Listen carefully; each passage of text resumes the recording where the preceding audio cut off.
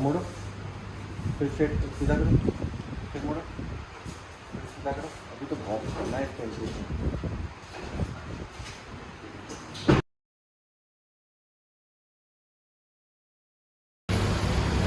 तो मेरे जितने भी पेशेंट हैं उन सब में जो सबसे ज़्यादा उत्साहित पेशेंट है, मतलब जो कि एक्साइटेड पेशेंट है, वो ये है।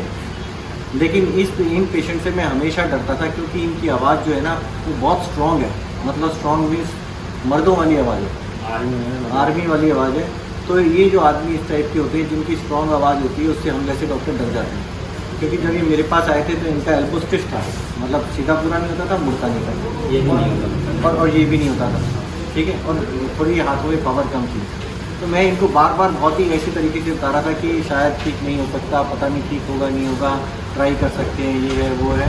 तो इनसे पूछते हैं इनके पास ऐसी कौन सी शक्ति थी, इतना डंडा सुनने के बाद इन्हें हमसे ऑपरेशन क्यों कराया।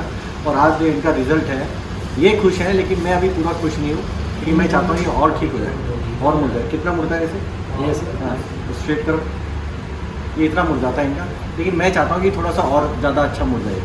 तो आप बताओ सर, आपको हमारे बारे में मतलब अपनी पूरी स्टोरी बता, कैसे चोट लगी। मैं सर बाइक से गिर गया, घर पे छुट्टी आया था तो मैं बाइक से गिर गया। हाँ। बाइक से गिरने के बाद जब चोट लगी तो मैं अपने यहाँ वाराणसी में ही वहाँ पे प्लास्टर लगवाया। प्लास्टर लगने के बाद प्लास्टर जब खुला तो उसके बाद मूवमेंट कम आ रही थी। 1-1.5 महीने तक हमने, डॉक्टर साहब ने बोला था कि आप एक्सरसाइज करिए, आ जाएगी आ जाएगी।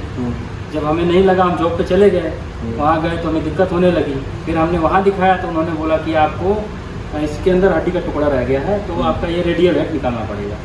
तो हमने बोला सर ठीक है, आप निकाल दीजिए। तो उन्होंने ऑपरेशन किया और रेडियल हेड निकाल दिया। तो रेडियल हेड निकलने के 2 महीने तक मैं इंतजार किया कि अब कुछ प्रोग्रेस हो, लेकिन सेम का सेम वैसे ही रहा। तो फिर इसके बाद मैंने आपको यूट्यूब पे देखा, फिर मैंने छुट्टी ली और आपके पास उसी दिन, छुट्टी के अगले दिन ही आपके पास पहुँच गया। फिर आपके पास पहुँचा, फिर आपने बताया कि नहीं ऑपरेशन करना पड़ेगा और बेटर हो जाएगा। फिर मैंने भी ऑपरेशन करा लिया और बाकी अभी बेटर है उससे।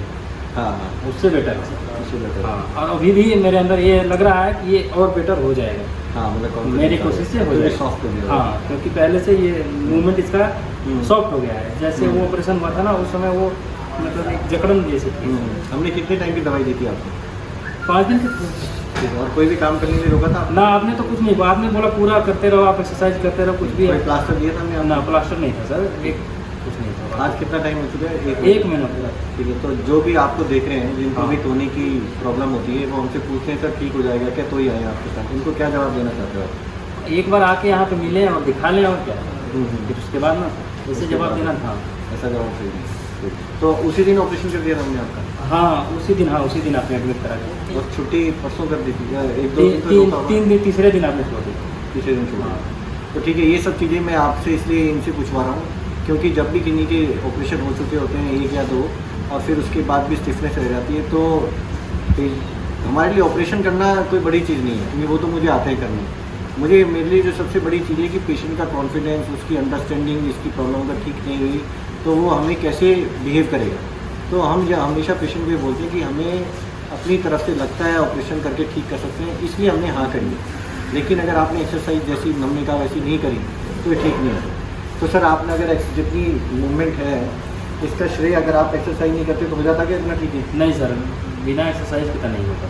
तो यही चीज़ मैं आपको बताना चाहता हूँ कि ऑपरेशन में हम बिल्कुल ख़राब नहीं करेंगे आपको, और जितना भी बेस्ट हो सकता है करेंगे, लेकिन उसमें बहुत ज़्यादा रोल है एक्सरसाइज का। और इमीडिएटली ऑपरेशन के बाद ही एक्सरसाइज करनी है, ऐसा नहीं कि वेट करनी, जैसे उन्होंने टांगे कटने की वेट करी है, ऐसा वेट नहीं करना। इमीडिएटली जैसा कहा है वो करो, और दवाई का इसमें कोई जरूरत नहीं। नमस्कार।